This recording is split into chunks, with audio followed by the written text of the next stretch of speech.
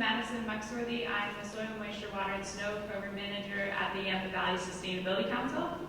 We have a great workshop lined up tonight. You'll hear from experts in urban irrigation efficiency, climate-appropriate gardening and landscapes, and practices and principles to ensure your garden and landscape are adapted to a semi-arid climate in the Yampa Valley. We have been experiencing what researchers are calling the aridification of the West.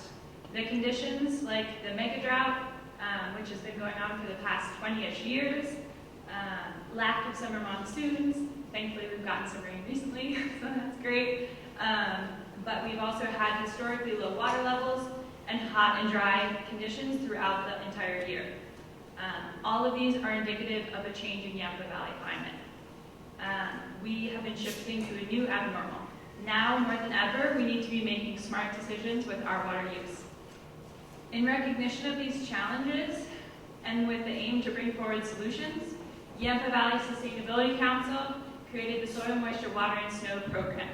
This program sits at the interface of science and community action and strives to connect relevant research and data with increased public understanding of how water in the West is changing and what we can do about it. Our goal is to link education with action so that we can support the community in scaling up water conservation actions across key sectors and increasing adaptive capacity and resilience to warmer and drier Yampa Valley. This new priority area encompasses the Sustaining Water with YDSC program, which has been created with the generous support from the Craig Sheckman Family Foundation, the City of Steamboat Springs, Mount Warner Water and Sanitation Districts, and we truly value these partnerships. And they've been critical to launch the program and for the ongoing support of it. I would like to also thank Colorado Mountain College, another wonderful partner of YDSC. It has kindly let us host the workshop here this evening. And with that, it is my sincere pleasure to introduce J.C. Norland, Vice President and Steamboat Springs Campus Dean, to say a few words on behalf of Steamboat Springs Campus from Colorado Mountain College. Thank you.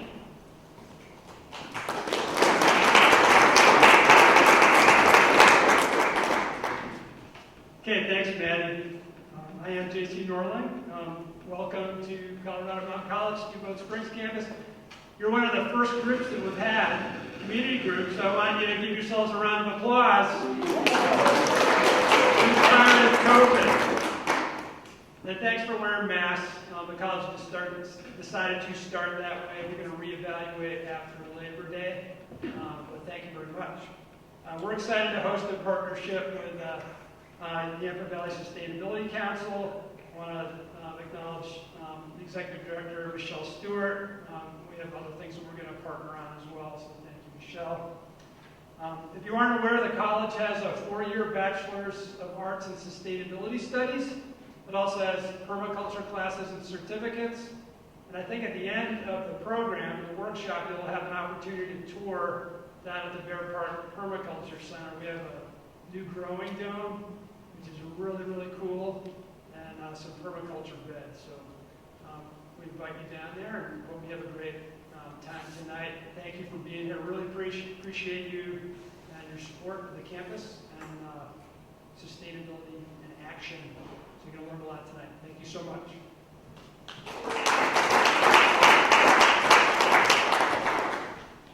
Wonderful. Thank you, JC. It's now my, sorry, I'll take off my mask. It is now my sincere pleasure to introduce you to Steve Lenberger. Steve has 20+ years of experience in the water industry and is the founder of Western Water Management. His company focuses on irrigation and landscape design and providing consulting services as well. Steve has many qualifications, but I will just briefly note that he is certified as a qualified water efficient landscaper, commercial irrigation designer, and landscape irrigation auditor. He works with large water districts, municipalities, and homeowners to design water efficient landscaping. I'll now pass it off to Steve for his presentation. Thank you very much. Can everybody hear me fine? Thank you for coming. As she said, my name is Steve Lindenberger, and I'm with Western Water Management. We're located in South Route. And today we're going to talk to you guys about outdoor irrigation and how it can be managed to reduce water use in the landscape. So let's look at the first slide, and this is going to reinforce some of the things that Madison just talked about. This is data, drought index data from our area over the last 130 years. And as you can see, there are offsetting cycles between wet and dry periods up until 2009. However, from 2010 to 2021, we have been very dry, with only 1 year having higher than normal moisture. So this is that far right side of the graph, and you can see we're in unprecedented levels in the drought index since it's been tracking things over the last 130 years. So since outdoor irrigation typically accounts for 46% of single and multi-family use, it's very important to be more efficient and reduce landscape water use in today's climate. And this graph kind of indicates that. So efficient irrigation systems use less water. And when you increase irrigation efficiency by 20%, it has an effect of water savings of about 137,000 gallons per acre per season. And that translates to about $800 a year in water costs in the Steamboat Springs area. So you can get some tangible savings by irrigating more efficiently. So what types of characteristics do we see in irrigation systems that have efficient operation? We see head layouts that have head-to-head coverage, overlapping coverage that's uniform. We have separate valves for different hydrozones. So full sun or shade areas, tops and bottoms of slopes, turf grass versus native grass. They need separate valving and controls within the irrigation system. We want to see heads that are level and adjusted correctly, and they're applying water to the landscape and not on hardscape areas. So that demonstrates that good maintenance practices are being done when we see those kind of conditions. We also want to see that sprinklers are operating at the right pressures, and this produces the intended spray patterns and water flows at each head and improves the uniformity. So the sprinklers on the same valve need to be the same type, and they need to be nozzle to produce that even precipitation across the space they're irrigating. So all of those factors lead to efficient irrigation systems. Here's some examples. So this first picture is an example of a low pressure condition. You see a reduced radius of coverage and a green donut around where the head is. And you would basically have to flood irrigate this area to keep it green. Now many things lead to low operating pressures. However, incorrect pipe sizing or too high a flow are the most common that we see. Now the second photo is a really good example of head-to-head coverage and a nice even application of water. And you can see in that photo that the plant materials look nice and healthy there. So separating hydrozones onto different valves is important, and examples of this again are the north and south sides of buildings, tops and bottoms of slopes, and the differing plant materials. They need to be operating on separate zones because they have different water requirements and completely different conditions. So the important point is to have separate valves for areas with different water requirements. And that's what we call a hydrozone. So unfortunately, we see this kind of damage in poorly operating irrigation systems all the time. And this is just a couple, these are just a couple of examples. And as you can see, there's additional maintenance costs being created from the poor management of these systems. This is an example of a high pressure condition. So note the misting and fogging of the spray patterns in the picture.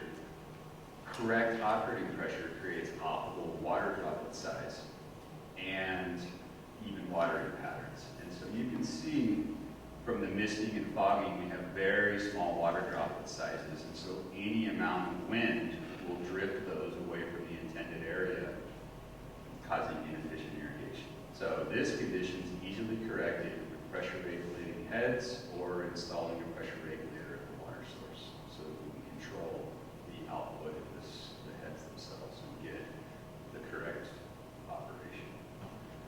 So I've been mentioning irrigation efficiency since the beginning, and this is an example of performance testing on an irrigation zone, also known as a catch-up test. And this test measures how evenly and at what rate of water is being applied. And on this example, the uniformity is low, and you can see that in the dry, or the green and brown patches of turf. You can tell that irrigation isn't very uniform, and you would have to over-irrigate those dry patches to keep all of this green. And the initial testing in this area produced a DU number of only 54%. And we're looking for 70% or better is what we consider good irrigation. And that would produce a big improvement in aesthetics and water savings in the space. So we've covered some examples and characteristics of efficient irrigation. Now let's look at some easily correctable issues that can have a big impact on system performance and overall water use. So examples of this are broken pipes and heads, leaking valves, clogged nozzles. And when good irrigation maintenance practices are done, these items will be routinely identified and corrected and not be an issue. But we see this stuff all the time. So maintenance is key to keeping systems tuned up and operating efficiently. And a typical irrigation maintenance program consists of system wet checks and fine-tuning of the system a minimum of every 2 weeks. This keeps everything adjusted and working correctly and prevents the ongoing long-term problems that lead to dead or struggling plant materials. And I personally like to also add what's called a flow sensor and a master valve to systems to assist in maintenance and water savings of those systems. This allows better management of water because these components suspend the operation of the system when problems arise, such as broken heads, lateral pipes, or main lines, and then they'll alert the irrigation manager or maintenance personnel of the problem immediately, so there's no delay. So it's a quicker way to identify problems and get them repaired. So it's a nice addition to put on the systems. I'm going to quickly go over a few efficient technology products that improve irrigation performance and reduce water use. And the first of these is what we call smart controllers. And they're controllers that change irrigation schedules daily based on weather data or soil moisture levels. And they help create ever-changing and accurate irrigation schedules throughout the season. These are a great addition to any system. However, they need to be set up correctly or you won't realize the savings potential that you get. And you can also add the flow sensor and master valve that I just mentioned to many of these controllers for the additional benefit of tracking flows and shutting the system down when abnormal conditions are detected. So it makes those smart controllers even more effective. Now this is what we call subsurface drip irrigation. And it's a piping system that applies water directly to the root zone at a fixed and uniform rate. You can apply liquid fertilizer or other nutrients through this system, and there's no evaporation or overspray. In fact, they typically use this system underneath grass tennis courts and some high-end soccer fields so that people can actively use them while they irrigate. It's a really efficient system. It is more costly to install and maintain. Because of this, it's best suited for irregular turf areas that are hard to irrigate with overhead or dense planting beds. That's typically where I would use it or we would see it. This is what we call an empty rotator nozzle. This happens to be a Hunter product, but many of the manufacturers make these high efficiency nozzles now. And they apply water at a low precipitation rate. It's a nice low rate. And they're very efficient and uniform. So it's a good nozzle to use in the landscape to save water. And we'll talk about why precipitation rate is important in just a couple of minutes. And this is an example of one of these nozzles operating in the field. And you can see it has a nice even stream pattern, and the water droplet size is fairly big, so they do well against wind drift and things like that. Soil is another very important factor in irrigation. irrigation schedule. It determines how much water we can apply, how frequently, and how much of it is able to be stored for future use by plants.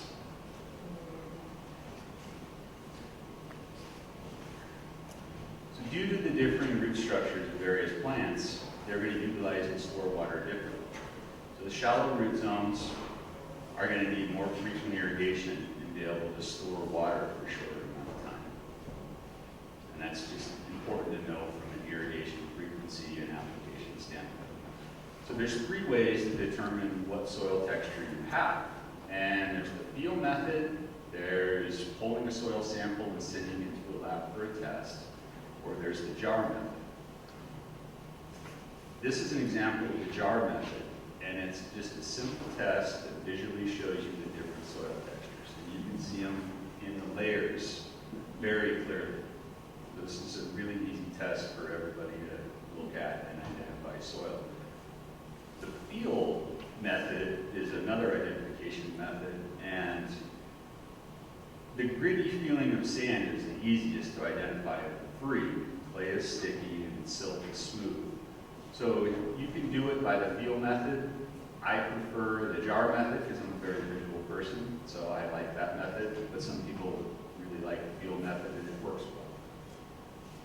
So soil identification is important because the different soils infiltrate water at different rates.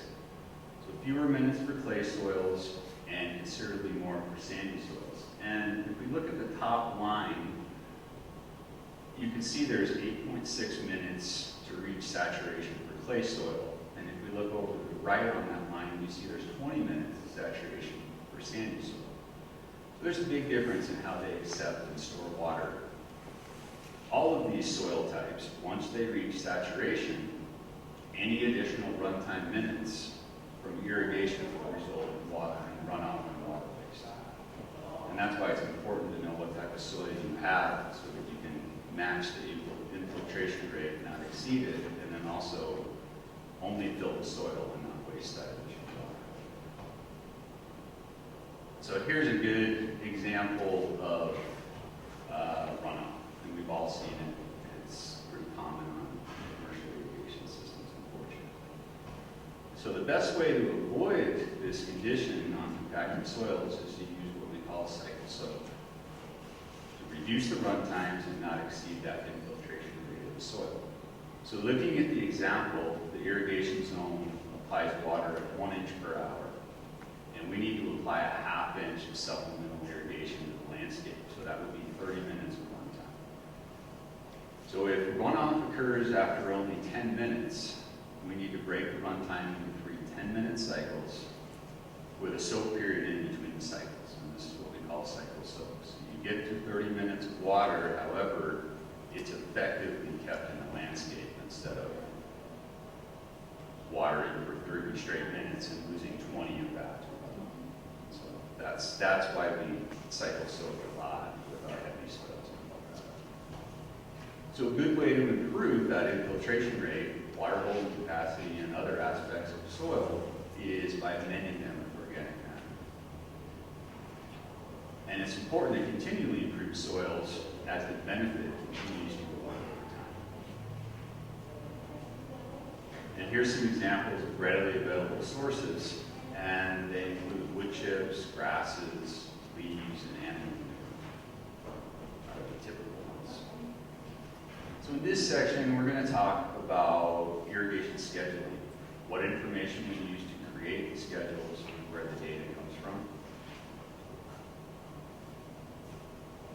So we have an acronym, it's ET. It stands for evapotranspiration, and that's the amount of water that transpires through a plant material and the amount of water that evaporates from the soil surface. This number, the ET number, is converted to represent actual plant water requirement for specific crops such as corn, soybeans, turf grass, weed grasses. So it gives us an idea of how much water we need to apply to these plants to keep them healthy at any given point during the growing season. So it's an important component to keep track of if you're scheduling irrigation and trying to do it correctly. So it's calculated, the number, the ET value is calculated using changing weather data, and it comes from sun, wind, temperature, humidity, and rainfall. Weather stations gather this information daily and use it to calculate ET rates throughout the season. We then convert those to be reflected for the specific crops in the landscape and then the irrigation. So these are some ET numbers from across areas in the U.S., and the ETO inches represent the amount of supplemental irrigation required to maintain healthy plant materials in these areas. So let's look at the Yampa Valley numbers and relate them to why irrigation efficiency is so important, and that's the numbers in the red. So for this example, we're going to assume that all of the effective rainfall, or all of the rainfall listed was effective. And so June shows 5.6 inches of ET with 1.6 inches of rain, so that leaves us with 4 inches of supplemental irrigation applied. If our irrigation system is only 50% efficient, then we need to apply 8 inches of supplemental irrigation in order to get 4 inches to the plant material. So you can see inefficient irrigation wastes a lot of water, and that's why efficiency is so important and how you can drive water savings by improving irrigation efficiencies. So we base irrigation schedules on the amount of water lost to this evapotranspiration component, and then we add additional water to make up for the inefficiencies we have in our irrigation system. So knowing the precip rate in inches per hour of all the different zones on a property allows us to correctly schedule the right number of minutes required to accomplish this and replenish the moisture loss. So ET is going to change throughout the growing season and require our irrigation schedules to be the same. And so that's one thing that's important about those smart controllers is they make this decision every day. Whereas in the past, when we had set it and forget it controllers, it's as frequently as the contractor can get to the site is the only time things got changed. So that's kind of an automated scheduler that really helps improve plant health and save some water. So now that we have the information to properly schedule irrigation, we're going to use our known data, such as the precip rate, the distribution uniformity, and the ET rate, to set that irrigation schedule. And then we're going to fine-tune it for specific elements such as sunshade, slope, and soil type to make it more accurate. And then we're going to continue to adjust that schedule and fine-tune the actual irrigation system for optimal performance during the growing season. So I want to quickly go over management process of gathering site data and how you can use it to determine irrigation performance over time and assist in determining what corrective actions have the best water savings for a particular site. So it's important to know your property first and foremost. And that means evaluate the square footages of the various plant materials that you have that make up the landscape and calculate a site-specific water budget so you know how much water the landscape needs seasonally, and you can compare that to historical consumption levels to see what we call your savings potential in any given situation. And that savings potential is the water savings that we target with actionable corrections in irrigation. Because if you water to the ET component, you're doing a good job and you're minimizing the amount of water you're putting into the landscape. So this is that over irrigation component that will be identified when you create a water budget. So the EPA Water Sense program has a water budget tool that's based on zip code and plant-specific water requirements. And so all you really need is the square footages of the landscape. Plug it into this EPA Water Sense tool, and it'll give you a pretty accurate water budget to start with. And once you have that, it's helpful to utilize an irrigation professional to do an irrigation audit or assessment. And the reason for this is it gives you a better idea on the makeup and operation of your irrigation system. It has several benefits. It identifies problems, comes up with long-term solutions. It also creates a short and long-term action plan for implementing corrective actions, and then it tracks the effectiveness and water savings of those actions. So it's kind of a playbook, short and long-term, on how to get to a level that you can perform within or above your water budget. So it also identifies costs for these corrective actions and looks at the potential water savings versus the cost, so that you get a return on investment, some idea of what you're doing, so that you can make a good decision before you do it. So it's a nice bit of data that really helps decisions come about easier, because you know which ones are beneficial financially and in water savings, and which ones might take longer, so you might put those off just a little bit.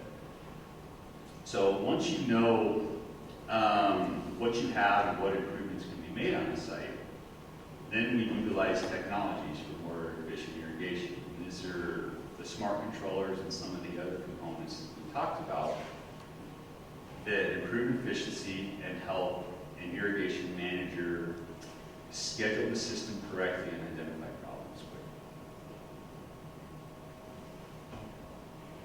So here's some helpful conservation tips to save water. Many of you have probably heard a few of these. They're pretty common. I'll let you read these really quick.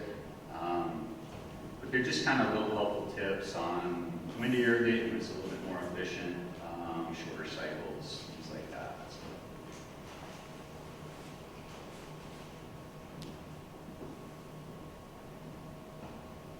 And finally, some irrigation links to use for additional information.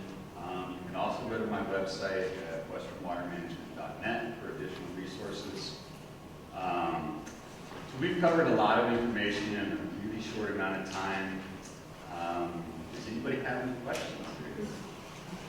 Yes? Thank you. So this is about the subsurface drip irrigation. Yep. So that is different than just a normal drip irrigation that you would install like in mulch or something. So it's similar. Okay. So it's a typical drip system you would see. You know, they run a pipe and then they put emitters into that pipe with a little spaghetti tube. Right. And those emitters have a matched output or a metered output of either 1 gallon per hour, 2 gallons per hour, and so on. And so they match those up to plants. And that's a good system if you have sparse plants. Right. The subsurface drip is actually, those emitters are embedded into the pipe at the manufacturer, and we specify the rate that those emitters put out and the spacing in the line that those emitters are. And then when the lines are laid, we also specify how many inches apart those lines are, so that we get a certain application of water precipitation rate in between the rows and in between the emitters. Okay. So it's similar to spacing sprinklers, but they're already, the emitters are already put into the line for you, and you dictate the line spacing and then where you install those lines. Gotcha. So that's why it's good for something super uniform like a soccer field or something. Yes, Okay. yeah, or those dense planting beds where you would have, if you ran traditional drip, you would have that spaghetti tubing everywhere, Right. going to That'd all be these nice. plants. So perennial beds, things like that, where they don't want to overhead water them, this is a great product. Cool. Okay. Any other questions? Yes? Yeah, if you're planting a shallow rooted tree into a different soil type from the root ball of the tree, what's your strategy for accommodating the different soil types?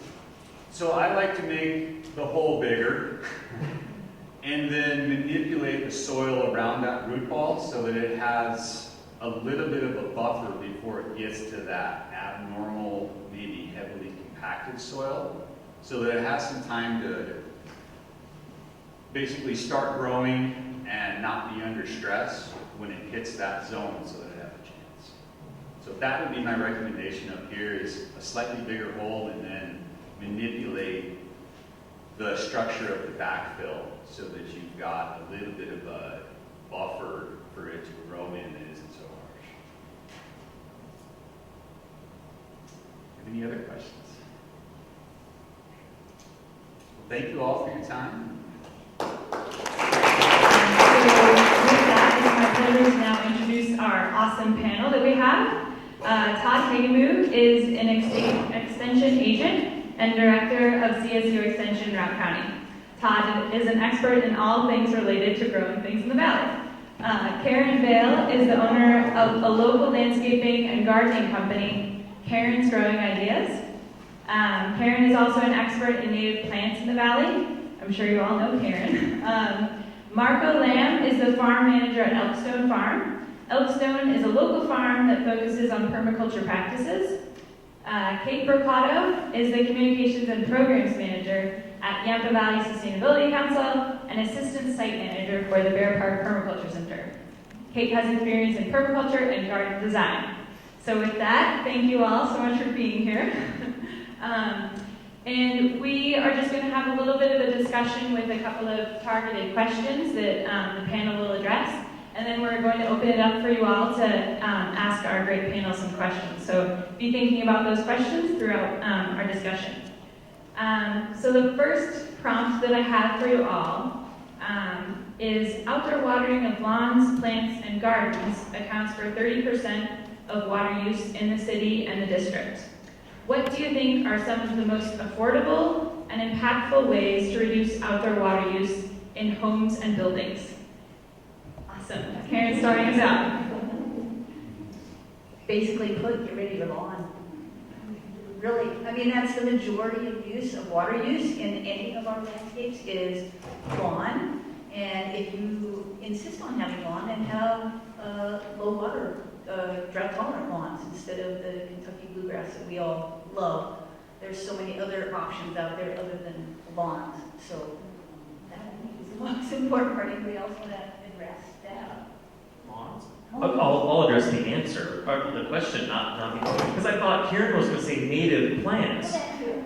Well, you are totally disappointing me. So choose plants that are adapted to our climate, that once they get established, use very little water. And I would say, more importantly, quit overwatering. Everybody thinks their plants need more water than they do. Once a plant has got established, it's got a well-developed root system, chances are good it doesn't need to be watered every day, every other day, even every 3 days. I think it's interesting our water restrictions are based on, this 3 days a week. I can save a lot more water if I don't follow the restrictions, because I can have plants that go 2 or 3 days, but I'm tempted to water when I have the opportunity to. So be smart about when your plant needs water, and it'll tell you. It'll tell you when it needs it. I'll zoom out a little bit and say, where is our water going beyond our landscape?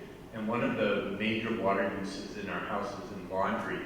And about 3 million gallons a day goes through the wastewater treatment plant just that way and goes into the Yampa River after it gets treated. And a fair amount of dissolved salts from our laundry soap goes into those rivers.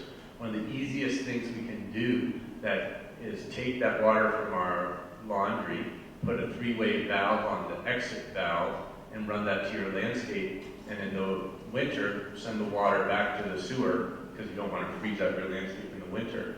But if you have a medium to small sized yard, just the water off your washing machine, if you use a non-sodium based detergent and use a phosphorus based detergent, you're actually putting plant food into your garden. And for all your trees and your lawn, the average washing machine uses about 40 to 50 gallons of water a load. And if you have a family of 4 and you're doing 4 or 5 loads of laundry a week, that's a significant amount of water for your landscape. So one of the things I look at is, where's the water coming in, where's the water going out? So also look at where your gutters are going, look where the water is going off your driveway. If you can basically take impervious surfaces, roofs and driveways, and redirect that water into your landscape in a way, you can get into, in this environment we live in here, for most of the native vegetation, you don't need to water at all. And I would reiterate a point Steve made earlier. Mulching is such an important thing. It can save so much water. It's amazing how much water you can save just by mulching. And that is also important because you're adding organic matter to your soils. And so that's another thing that we talked about is improving that infiltration rate, and mulching can help do that as well. And if you're using a lighter colored mulch, commonly when we talk about mulch, we're thinking about wood chips, but we can also use straw, leaves. But when we're using lighter colored materials like straw or leaves, oftentimes that's reflecting more light than the soil would because of, it's dark and it's absorbing more.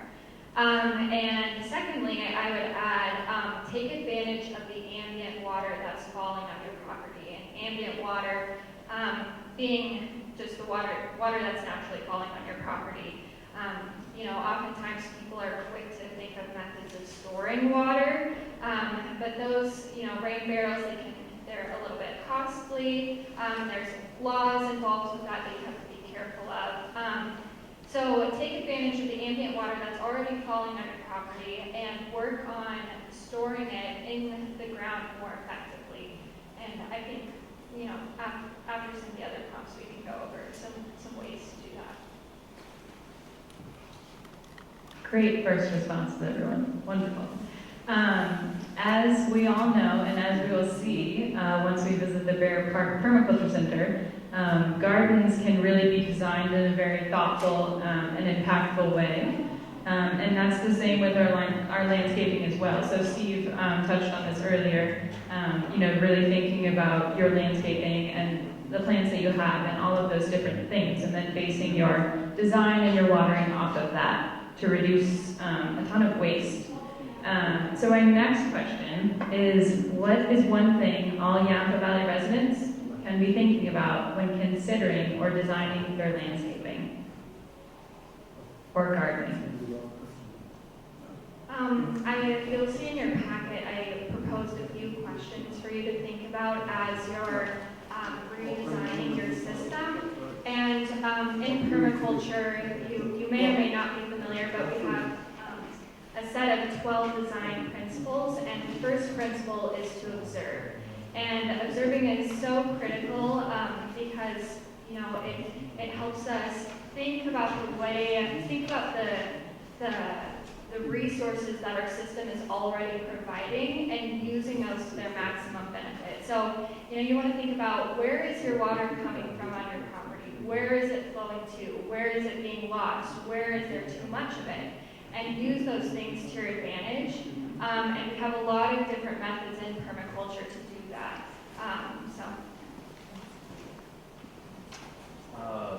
I was thinking map, mulch, and moisture. And she sort of talked about mulch and moisture, about where the moisture comes. But again, rain gutters, curb cuts, and the sort of north side of your house where the snow holds more. A lot of times those are the places where you're going to have extra moisture. So pick plants there that love the moisture.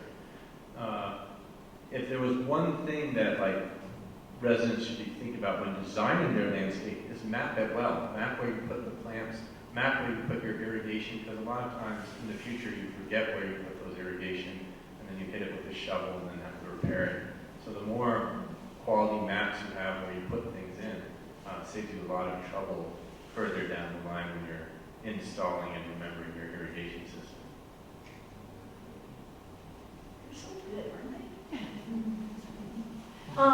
One thing that I would love to see our communities do more of is keep everything on your property. Don't take away the grass clippings, and we're coming back to lawns again. If you have a lawn, don't take away the grass clippings. Let them lie, let them stay there. Don't take away the leaves. The leaves are some of the best organic mulch you can have in your yard. When I weed my yard once a summer, everything I pull out just goes in my dandelion patch lawn, okay? When you prune your branches off, I have a little chipper that shreds and chips everything. Everything stays in my yard. And I love the idea of, making sure that you're also looking at where your water can be recycled in your yard as well. So rain gardens, planting under your drip line, a lot of people don't believe in that. Why not? It's under your drip line. You know, it's a perfect place to be adding plants. So try and think about that cycle in your yard and how you can keep everything in your landscape area. I'm going to reflect just a little. Kate said, and Marco both, look at where we're at. And if we had these curtains open, we'd actually look at where we're at. Remember, we're in the Yampa Valley. I don't know anybody who's pulled in here and said, what an ugly place you live. What Mother Nature did here was pretty remarkable, and she did it without much water, and because we don't have much water, that means we don't have much topsoil, because we haven't had a lot of decomposition over the years. This is not Iowa, this is not Maryland, this is not Tennessee. Remember where we are, remember the limitations of our growing season, and remember that we're limited in water. Adjust for that, and look at what Mother Nature's created for us and try to emulate that, because that's where you're going to find the most success in saving water for your garden.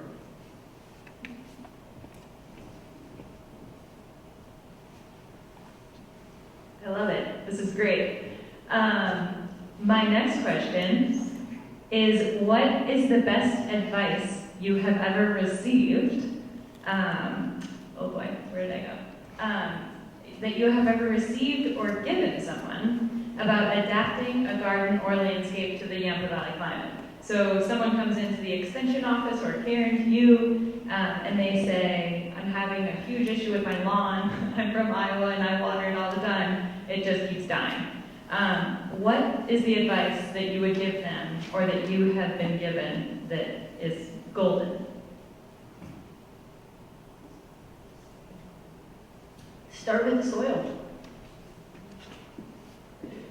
Start with the soil. Everything revolves around the soil for plants, everything. So if you're putting chemicals and taking away that organic matter from your soil, you're not going to have healthy plants. So start with the soil by making sure that you're putting organic stuff in your soil, not chemicals. You're supporting your microorganisms and all the biodiversity that's in that soil, those soil layers. It's so important. So that's my mantra, start with the soil. So, yeah. And I'll say organic matter added to any type of soil is a good thing. I've got an agent in Durango. People always cuss our clay soils. And he will tell you, and I agree, organic matter plus clay soil equals awesomeness because it holds the water so well. And you can increase the water holding capacity of sandy soils by adding organic matter. So Karen's hit the nail on the head. And listen to Karen Bale. That's the best advice I ever got. Just listen to Karen Bale. I think the best advice I ever got related to gardening is that you can solve most of the world's problems in your garden. Food insecurity, global climate change. The best place to start is in your own garden. And if you can feed your neighbors a little bit, you can grow a little bit of your own food, so you're trucking food less from a far distance. If you can start capturing carbon in your own soil, like Karen said, of just don't throw things in the bin, but recycle them back into your landscape. And if you notice your neighbor throwing stuff in their bin, take their stuff too, take their leaves too, and put it in your landscape. Their twigs and mulch, you can build hugelkultures and put dirt over it and create beds. The more carbon that we can sink into our local landscapes over time, the more rain we get. The more moisture capacity we build in our soils. We're at the very top of the hydrological system of Colorado because we're in the mountains. So the water that we create and hold in the soils here impacts the whole hydrological cycle. And when people build houses on the ridgetop and put a long driveway in and cut out a half mile of aspen trees to get up there, they permanently damage our hydrological cycle and means we get less snow. So it's up to all of us collectively to plant more trees, to build more soil. And when we do that, we create more water holding capacity in our local ecosystem. And that water capacity transpirates, and here it turns into rain because we're at the very top of the cycle, or snow. And we want to have as much of that happening as possible. So while we're going through a huge developmental cycle here, we actually have to be even more careful and even more proactive about holding moisture in our landscape. And as we force out traditional ranchers, people running cows on our landscapes, which are basically building soil carbon off because those cows are basically pooping and stamping the grass and returning that carbon to the soil, and replacing them with people who buy large ranches and then just hay it for a tax break. That pulls all the carbon out of our county and going to a feedlot somewhere, and also all that moisture holding capacity of those large ranches starts getting denigrated and starts holding less water. And what does that mean for most of us? That means we get less snow in the winter and less rain in the summer, and more fires in the summer. We also have a responsibility in that we damage the ecosystem enough collectively that we're going to have more fires. And what do we have to do after the fires to return our ecosystems back to health? We need to go into those fires and revegetate and put logs on contour and stop all that silt from going down into the river and losing the topsoil at the top of our watershed. And we don't need to do it just for us. We need to do it for the larger ecology, because when we don't get rain, we're never going to be that short of water no matter what, most likely. For us, it feels like, whoa, we had a shitty hay year. The ranchers are all grumbling, not having enough grass for their cows for the winter. They're going to have to sell some cows. And a big fire happened, and we had a bad snow year. But people down the line, on the Colorado River Basin, they're in trouble.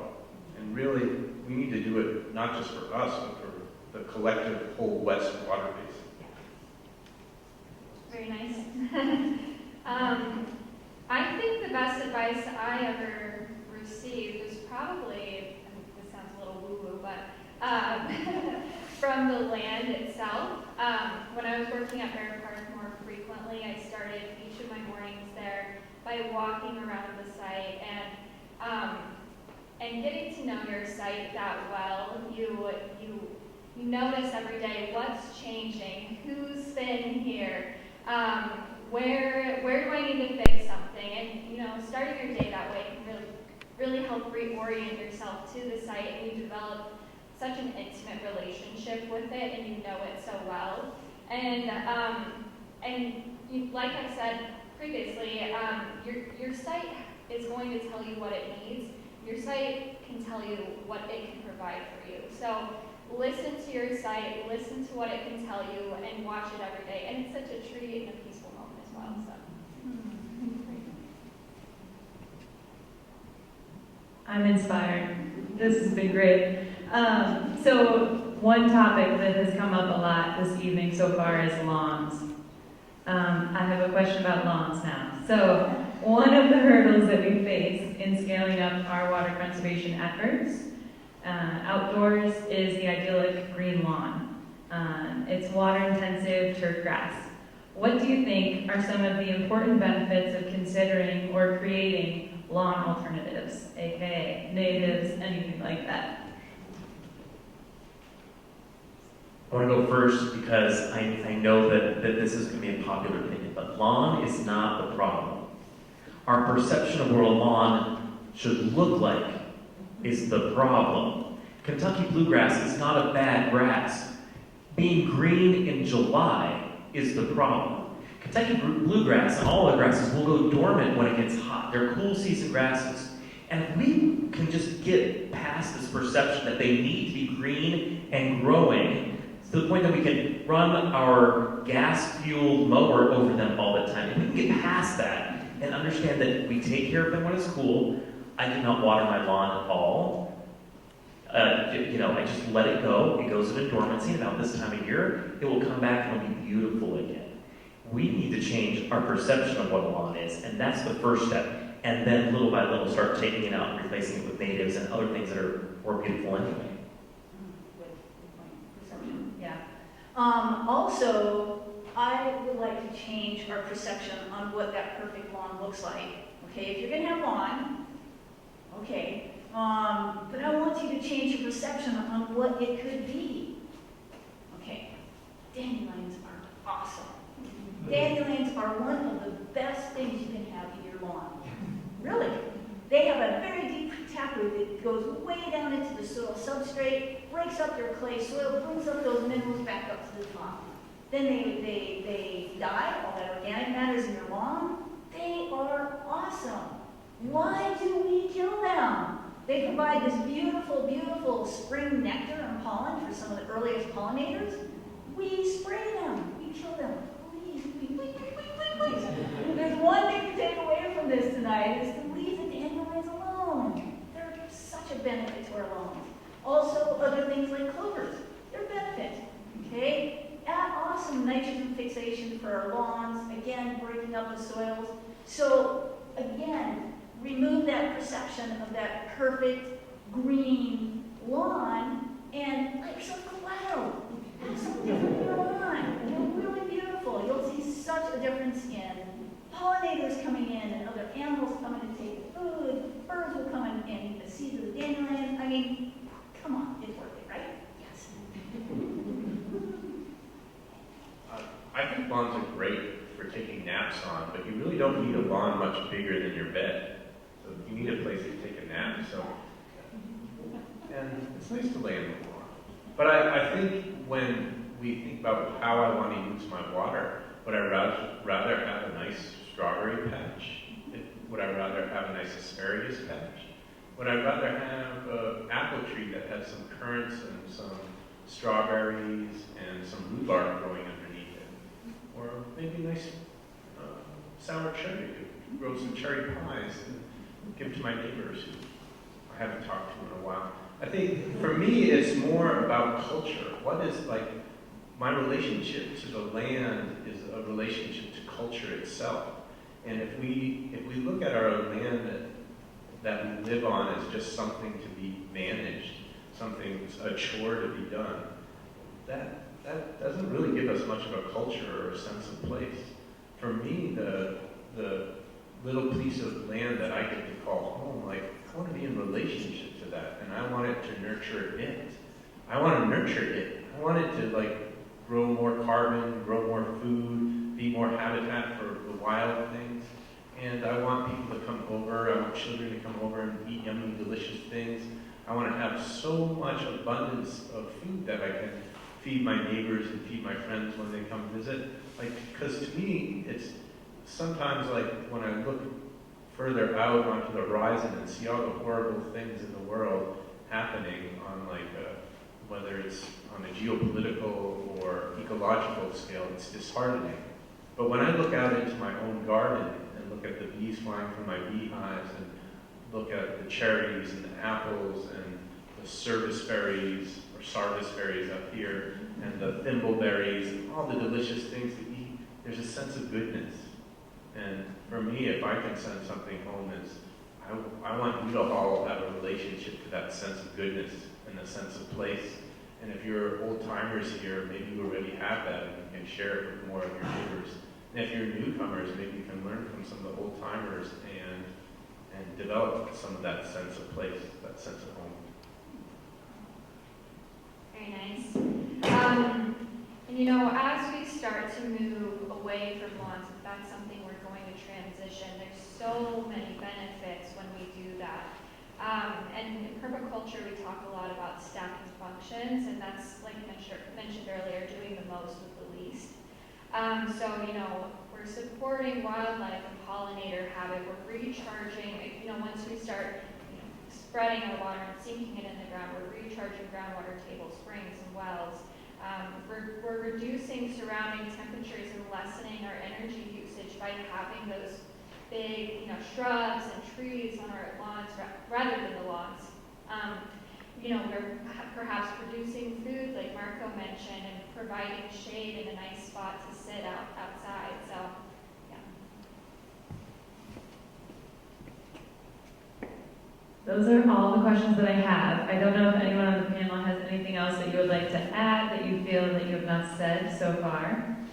And if not, which it seems like there is not, I'll open it up to you all for a question and answer portion of this workshop. Awesome.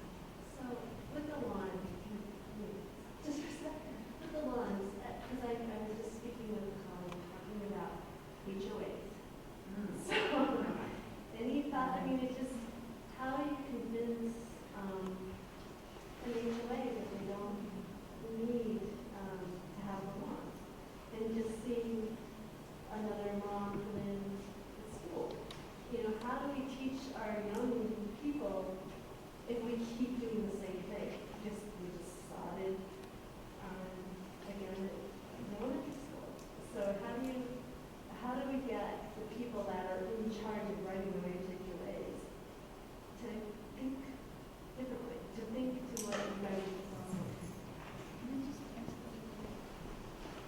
I've just had 2 HOAs that I've dealt with in my landscape business, and it was an interesting process. I mean, I had to petition them to do these native strips along the sidewalks because they only allow grass in the front, only grass. And so I had to petition them to do these 2 native strips along the sidewalk. Here's the interesting thing though. So this is 2 years ago that I did this, planted them up. Oh my God, they're just beautiful. And I sat there one day last year, kind of towards a little bit in the end of July, and I watched the kids with their parents walking by and just like, Mommy, we gotta stop and look at the bees. Oh, look at that, look at that. I mean, it was incredible. That's a step in the right direction because what are they gonna do now? They're gonna say, well, we want this in our yard too.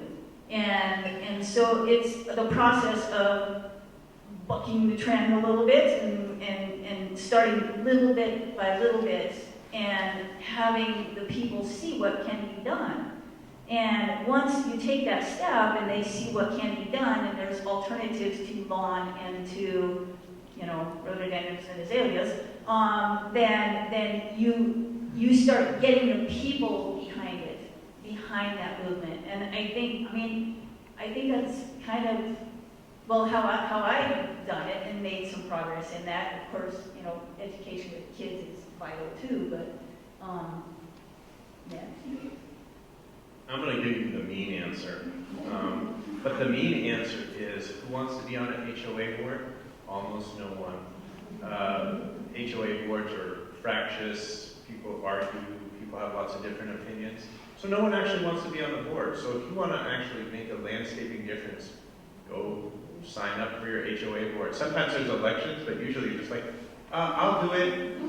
And once you're on there, they want you to stay on that board because it's a lot of work and you usually don't get paid. So if you say like, I want to grow apple trees on the front, they're like, we'll have to vote on it, but we don't want to lose you. So maybe you'll get your apple trees. Maybe you'll get your asparagus patch. And if you can show consistently over almost everything permaculture oriented, you should save time. You should save resource and money over time. And so if you can show the HOA board that they're saving resource and money over time, say, hey, this lawn service costs this much. If we cut down our lawn service by this much and put this much into a community garden, and we save this much money a year, people are not probably going to vote against you. That's my orientation, at least. Does that answer your question? Yeah, no, unfortunately, we don't have an HOA. Okay. Great way of Person with a cool mask. Karen, I agree with everything you said, except I have the challenge in my brain with the dandelions. Oh, man. The reason you asked why don't you like dandelions is because if you let them grow here, they will grow everywhere, and I like other things in my yard as well. Good point. Yeah, so did you, I don't know if you guys in the back heard, she was agreeing with everything we were saying up here except for the dandelion issue, because she says they do spread into other parts of the garden. And I agree. I mean, I do take them out of my beds where I don't want them. I also mulch heavily, so they don't seed in as well. But, I have a dandelion lawn. It's just dandelions, and it's gorgeous.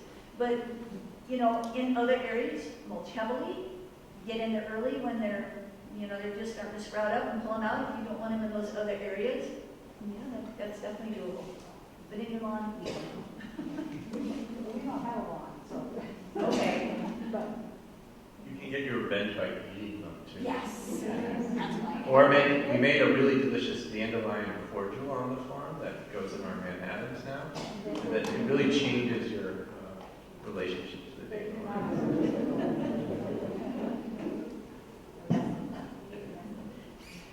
Great. Other questions? Oh, I think you were. So, is there a best practice or way to take say a 5,000 square foot lawn, conventional lawn, and convert the outer 2/3 of it into native, like to help achieve back to a native grass, and keep the inner part, green and with conventional lawn, but to convert that outer 2/3 back to a native grass area, is there a way? Anybody have any? I would say, one of the permaculture principles that Kate's been talking about, one of the things is start small and slow. Sometimes if you have a busy rest of your life and you're not retired, that might be a big job. So I might start with a section that's 10 by 20.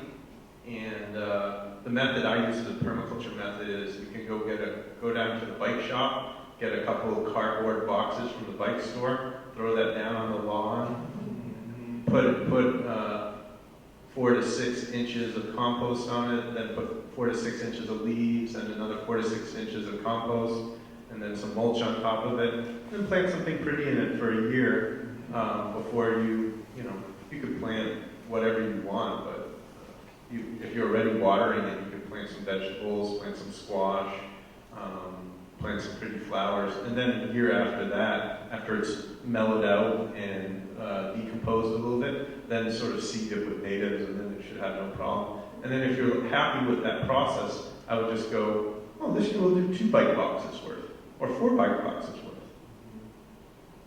We did a modified version of that without having to come up with all the mulch and leaves and all those layers. We mowed the grass down, just weed whacked it till it was on bare ground. Then we did the cardboard with newspapers and some of the lower, fill in the cracks. And then we got the Christmas tree mulch and just covered it with Christmas tree mulch. We had to weeded just a little bit now and then, the stuff that came up through the cracks. And we've had that, this is our 3rd summer now. There's no signs of grass or clover or dandelion. There's nothing left of what was there. That's great, and I just want to put a plug into the local tree guys. They're always looking for places to dump their shredded trees, their shredded wood. They're always, so if I'm in an area where I need mulch, I'm always like, Dan, you're my area, can you drop some mulch by? They love it, so get with them and see if they're in the area, they'll drop it by. They'll just dump it for you. So it's a great option to get a bunch of mulch started. I'm going to get into the weeds here just a little bit. When you're thinking about converting that lawn, do you have a sprinkler system? Yes. Consider what your zoning is first, and start with the zone that uses the most water. Convert that, and start working your way towards what makes logical sense from landscape perspective and how you use the yard, and also get rid of the water hogging areas first, and start thinking about that systematically as you go through it. I shouldn't call on you, Oh. but that's Maddie's job. Sorry, one more little thing onto that too is when, if you're converting some of those outlying areas, remember that's an outlying area, so it's probably not heavily used. So one of the nice things to start adding into those outlying areas is your trees and shrubs. They'll provide shade for anything else you put into that area then, so, they take a little longer to establish. So you might think about those outlying areas as starting with your trees and shrubs. Great. And I think we had a question right here, and then we'll go front.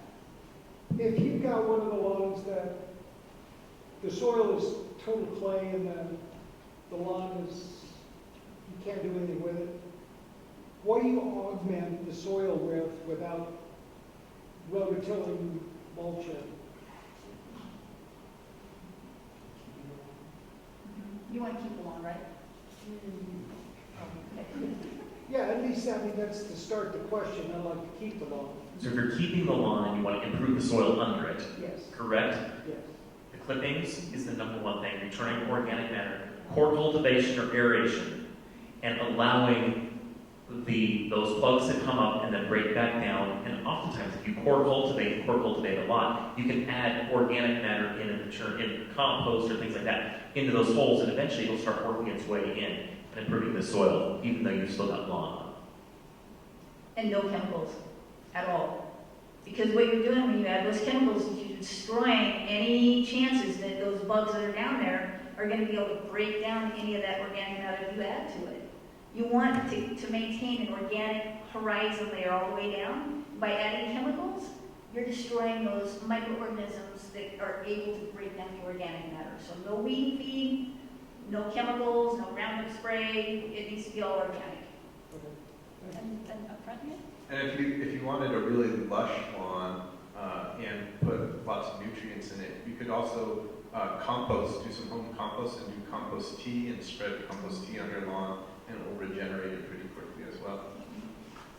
But then you might asking yourself, how am I putting this rich nutrient on my lawn when I could put it on my veg? That's easy.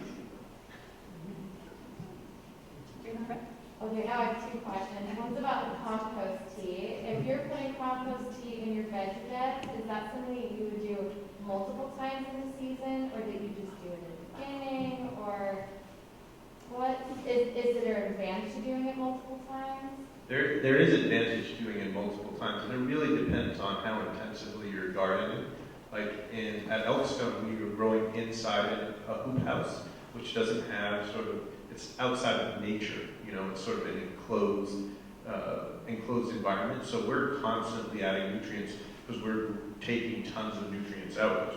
We're doing high intensity food production. If you're just growing a mellow backyard garden where you have a zucchini patch and a couple of tomato plants and a couple of lettuces, if you do compost tea even once or twice a season, you're doing great, just because it adds all those microorganisms to the soil and helps that carbon fixing process and that tilt building process and that organic matter to incorporate in the soil quicker. So if you're mulching and putting compost tea on your garden and once or twice a year, you're doing an awesome job. You don't have to do it. But sometimes on the farm, we might do it once a month. And then when we're talking about mulching, is there any mulch that you run into that's something really to avoid? And then also, on the flip side, is there a mulch that you would really promote for like perennial gardening? I'd be really careful about putting that Christmas tree mulch on your veggie bed. Those Christmas trees are grown with a lot of chemicals, and you don't want to be adding that into your veggie bed. And also be careful if you're using a lot of wood mulch, you're not tilling that into your soils. That actually pulls nitrogen out of your soils. So you just want to use that as a top dressing and not be tilling it into your soils a lot, unless you can add extra nitrogen. But, yeah. And I think there's like some treated mulches out there too. I would avoid those. So red. Yeah. Red mulch, not. No red mulch. But other great mulches are straw. Straw is easy to get and cheap. Leaves, twigs, that kind of stuff. Leaves are great, and that's all stuff that you probably already have in your system too, which is good to have that. So. I would recommend avoiding all the rubber mulches that are out now as well, because you're not doing anything great for your soil, and I don't see how that is the economically viable alternative that they market it as. Awesome. We'll take like 2 more questions. If Wait, I want to talk about mulch too. The mulch I dislike the most is like weed barrier with like an inch of pea gravel on top, because it's just the landscaper's bane, because sooner or later that weed barrier gets holes in it, and then weeds are coming through, and then you can't plant in it, and then there's all weeds growing in the rocks. It's just horrible, so never do it. If the landscaper does that, wants to do that in your landscape, find a different landscaper. The only thing works is black plastic Yeah, right. That's worse. underneath. Right. mulch. Okay. Yeah. Okay. And the mulch that I love the best is living mulches, where you grow crops specifically to turn them into mulch. Siberian pea shrubs, comfrey, borage, things that are big, leafy, and not that invasive, though comfrey is quite invasive. My wife doesn't like it. But anything that you can make that you can take a nice sickle and just chop down and get 2 inches of really nice thick mulch. Those are the mulches I like the best, but I don't have to move around in a wheelbarrow. Yeah, perfect. Yeah. And we actually had a request on Facebook Live to have the person ask a question. What's the microphone? So this is a little bit like the HOA question, but probably bleeds into building codes around driveway material. Does anyone know of any initiatives or any way to maybe have a more permeable driveway as opposed to concrete or asphalt? I mean, every little bit helps, and those hard surfaces, we're not, the water just leaves.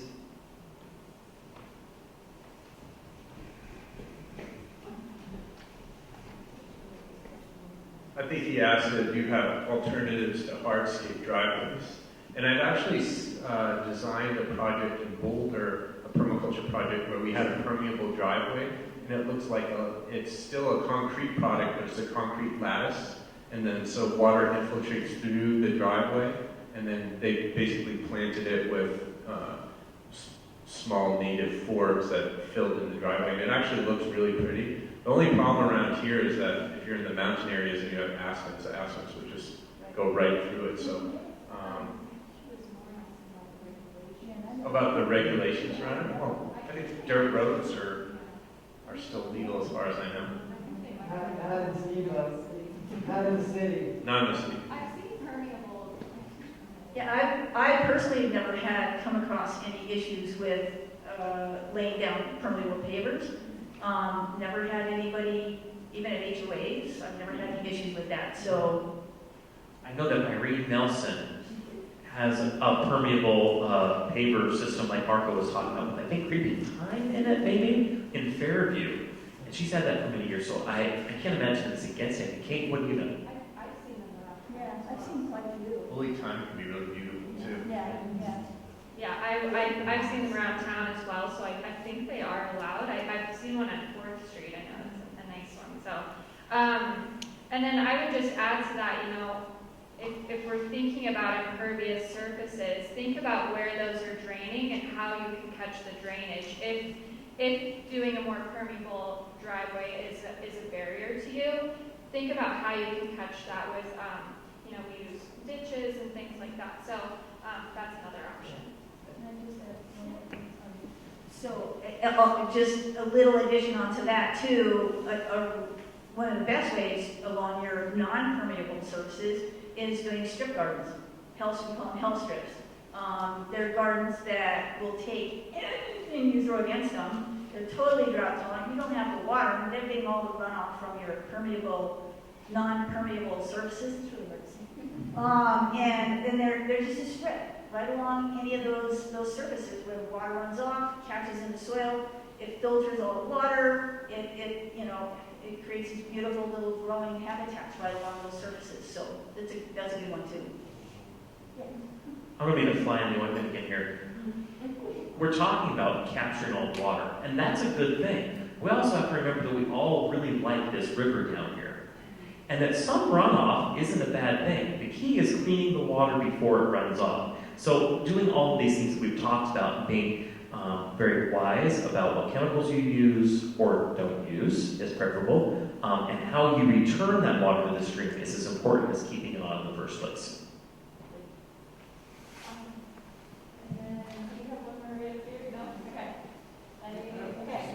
Quick question, is there a local source for good bulk compost, i.e. not bag?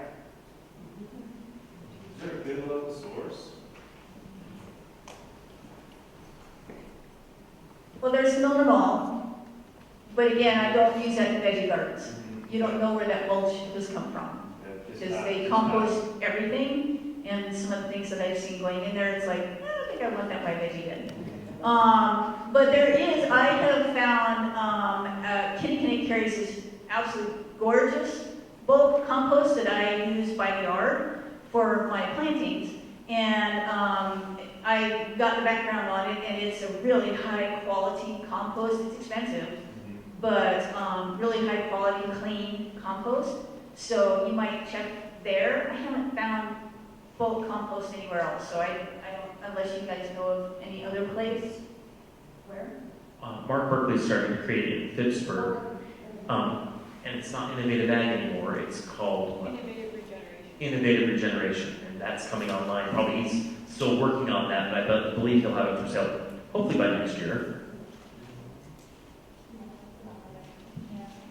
I'm embarrassed, but we've been trucking in our compost by semis just because we weren't happy with any of the compost we found here. A lot of it had biosolids from the treatment plant in, and we try to farm organically, so that wouldn't do for us.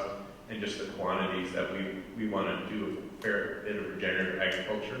We want to add a lot of organic matter to our soils. Though what we did last year is we had a community compost sale at the farm. And if you sign up for oakstonefarm.com, we put it in our spring newsletter. And I think we did 120 yards this year of compost out to the community. And then we got it from organic dairy cows on the front range that's been screened and well sifted. So that was the best we could find. But I'd be interested in the innovative regeneration source. They are doing both. But it'd be great to have a larger scale municipal composting operation here. Awesome. Well, I will wrap it up and say thank you so much to our wonderful panel. Woo! Thank you so much. Thank you to all of you for joining us tonight and those that joined us on Facebook Live. We hope that you found this workshop useful and informative, and I'd like to say thank you again to our partners that made the workshop possible: Craig Shepard Family Foundation, City of Steamboat Springs, Mount Warner Water and Sanitation District, and Colorado Mountain College.